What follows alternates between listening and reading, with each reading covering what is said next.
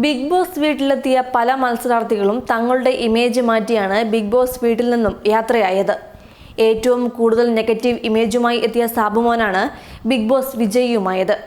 അതേസമയം ഷോയുടെ അവതാരകനായ മോഹൻലാലും തനിക്ക് നഷ്ടമായ ഇമേജും ബിഗ് ബോസ് വേദിയിൽ തിരികെ നേടിയെടുത്തതാണ് ഇപ്പോൾ ആരാധകർ ഏറ്റെടുത്തിരിക്കുന്നത്.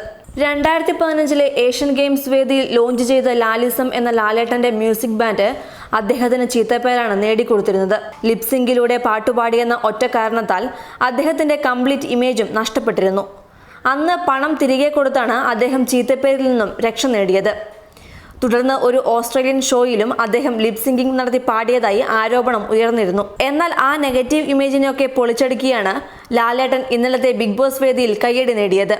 ഒന്നിനു പിറകെ ഒന്നായി ഒട്ടേറെ പാട്ടുകളാണ് അദ്ദേഹം ഗ്രാൻഡ് ഫിനാലെ വേദിയിൽ പാടിയത്. ബിഗ് ബോസിന്റെ ഒഫീഷ്യൽ സോങ് സ്റ്റീഫൻ ദേവസിക്കൊപ്പം പാടിയാണ് അദ്ദേഹം തുടക്കമിട്ടത്.